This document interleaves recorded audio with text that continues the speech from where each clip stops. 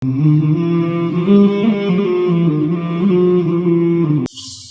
حضرت امیر معاویہ نے اسلام قبول کیا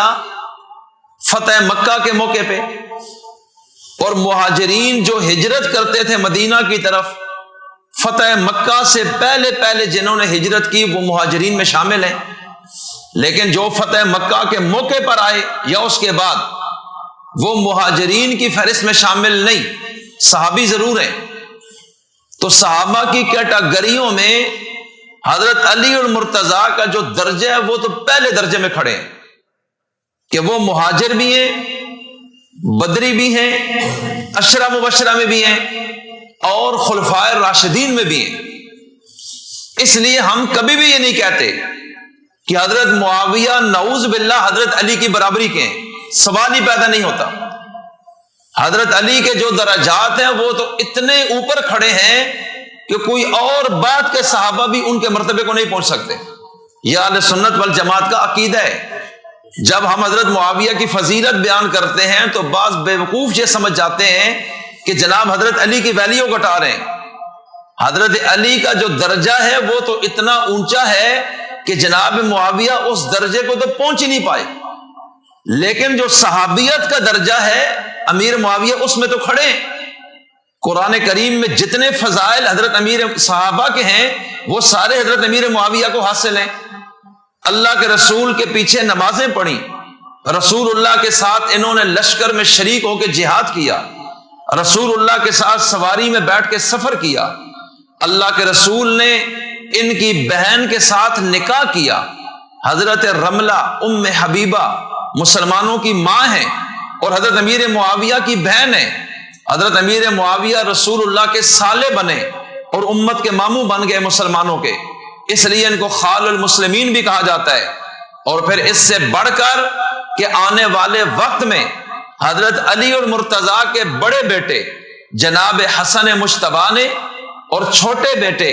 جناب سیدنا حسین بن علی نے باہمی مشاورت سے، اتفاق رائے سے، اپنی رضا کے ساتھ حضرت امیر معاویہ کے ہاتھ پہ ہاتھ دے کر بیعت ہوئے اور ان کو امت کا امیر تسلیم کیا، اور 19 سال 8 مہینے اس دنیا میں مسلمانوں کے امیر رہے، یعنی مشرق مغرب شمال جنوب میں ان کی حکومت رہی۔ 64,65,000 مربع میل کے خطے پر اسلامی حکومت قائم کی، روم اور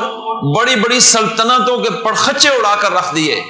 حضرت امیر معاویہ نے اندر کی بغاوتوں کو کچلا اور سرحدوں پر جہادی مہمیں اس طرح روانہ کی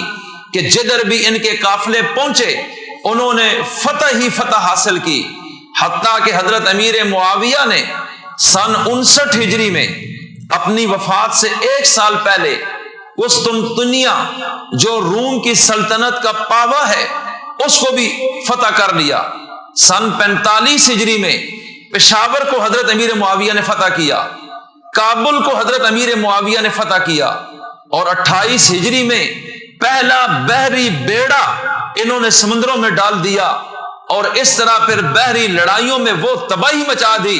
کہ دنیا کفر کو تگنی کا ناچ انہوں نے نچا دیا۔ اور غزوہ خیبر کے موقع پر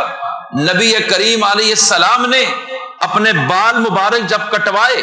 اور اپنے ناخن، تو آپ نے اپنے بال اور اپنے ناخن حضرت امیر معاویہ کو دیے کہ یہ آپ رکھ لیں، یہ ایک الگ باعث برکت چیز ہے۔ تو میں عرض یہ کرنا چاہتا ہوں کہ حضرت امیر معاویہ کو یہ ساری فضیلتیں، تابعین میں سے کسی کو یہ فضیلت حاصل نہیں، اور پھر اسی طرح ان کے درجے اپنی جگہ ہیں، لیکن صحابیت کو تو قیامت تک کے اولیاء بھی مل کر نہیں پہنچ سکتے۔ حضرت امیر معاویہ اگر صحابہ کے درجے میں آخری درجے پہ بھی ہوتے تو امت کا عقیدہ ہے کہ تابعین سے لے کے قیامت تک آنے والے سارے مسلمان، سارے مجاہد، سارے مبلغ، سارے سخی، سارے علماء، سارے عباد اور زہاد مل کر بھی کسی صحابی کے پاؤں کی خاک کو بھی نہیں پہنچ سکتے، اس لیے کہ صحابیت کا درجہ یہ اتنی اونچی چیز ہے کہ جو بعد والوں کے مقدر میں نہیں۔ تو حضرت امیر معاویہ رضی اللہ تعالی عنہ کو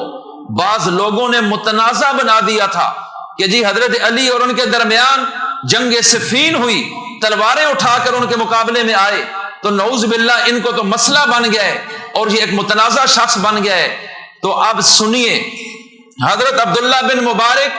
امام بخاری کے استاذ ہیں، امام اعظم ابو حنیفہ کے شاگرد ہیں، اور بخاری کی جو سند ہے احادیث کی اس میں باقاعدہ راویوں میں ان کا نام امام بخاری نے لکھا ہے۔ اتنی بڑی ہستی ہے۔ عبداللہ بن مبارک 1 سال جہاد میں ہوتے تھے اور 1 سال حرم میں عبادت میں گزارتے تھے۔